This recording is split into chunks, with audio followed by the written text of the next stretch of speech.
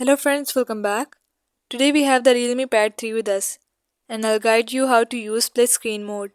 You can run two apps at the same time easily. So don't forget to like, subscribe and turn on notifications. Now let's start today's video.